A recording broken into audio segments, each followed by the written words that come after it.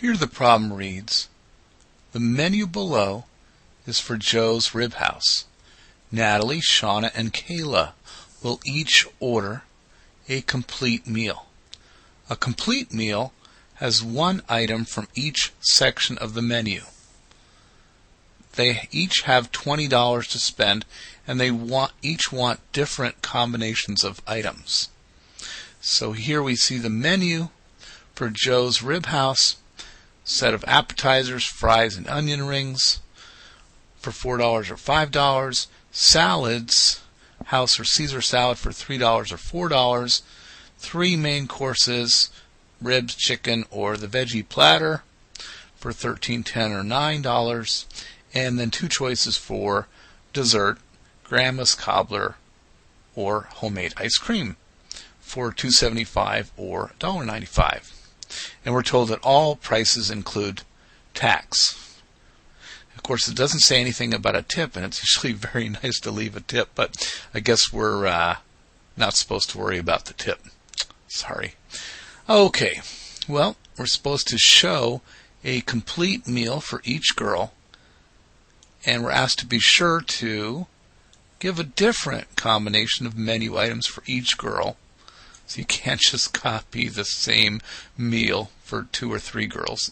They need to each eat different things or a different combination. We're asked to use one item from each section of the menu for each girl. And we're supposed to show that the cost of each meal is $20 or less.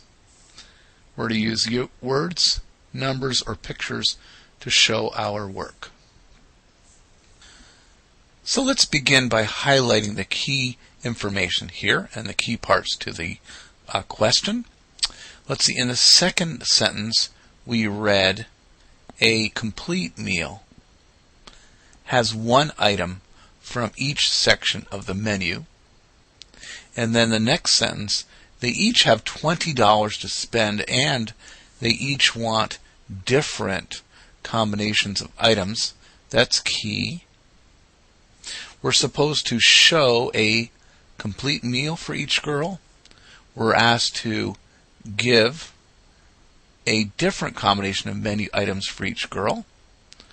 We're asked to use one item from each section of the menu for each girl.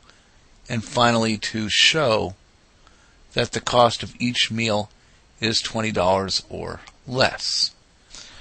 Well, this is certainly an interesting problem, and there are that has many possible answers because there are so many meal choices. So here are a couple of things that I would do as I kind of think through this.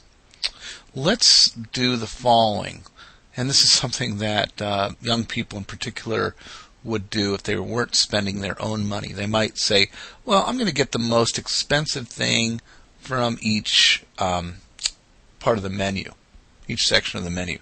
They might say, okay, I'll get the onion rings, that's $5. I'll get the Caesar salad, that's $4. I'll get the super ribs, $13, and grandma's cobbler.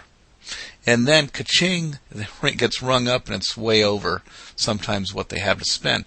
And what they really should do is keep a running total, and then they can know early on that it would be too much. So let's do that here. Onion rings $5 and a Caesar salad $4. So far the running total would be $9. And if you add that $9 to the super ribs, which are $13, you're already at $22. So there's no way you can finish up, get one item from each section of the menu, so that won't work. So one of the first things that we learn here is that you just cannot order the most expensive item from each section. It's just not possible. And then something else that's really helpful is that we should really keep a running total as you add items to each meal. And that lets you know how much you have left to spend, or if you're already over the $20 limit. Okay, so let's do the following then. Let's say, well, you know what, let's go cheap. Let's get the cheapest appetizer, the cheapest salads, and go from there. So fries, $4, house salad, $3, and then you say, Okay, so that's $7, so forth. You might say, okay, then I'm going to splurge and get the super ribs. So let's see, $7 plus 13 to get the super ribs. That's puts you at $20. Well, that's all the money you have, so you can't get dessert, and you're supposed to get dessert. So that's the next thing you learn is even if you get the cheapest appetizer and the cheapest salad, you can't afford to get the super ribs, which means you can't afford to get the super ribs, period, if you only have $20 to spend. So that's the third thing we learn here right away is you just can't buy the super ribs if you have $20 to spend, and you're supposed to get something from each section. So let's begin by creating a complete meal for Natalie. And Natalie might think something like this. I'm going to get fries for an appetizer and a house salad for the salad. So that would be $4 for the fries and $3 for the house salad. So that's $7 total. And then she says, I know I can't get the super ribs, but I do have enough money for the chicken. So that's another $10. So now her running total is $17. And she reasons, then I have $3 left, so I could get Grandma's cobbler. That sounds really yummy. So she adds that to her complete meal. And as she's staying under budget, well, let's see. 7 plus 10 was 17. Plus $2.75 would be $19.75. So her meal costs $20 or less. So then let's go ahead and work out a complete meal for Shauna. Now Shauna needs to order a different combination. So she starts by saying, okay, that's fine. I don't really want fries anyway. I'd really like to get the onion rings.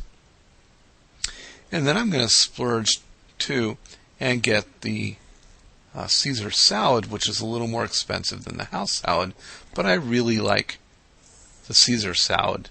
And I'm differentiating my meal from Natalie's meal in 2 ways now. And she says, okay, that's $9. That means out of the 20, I've got $11 left.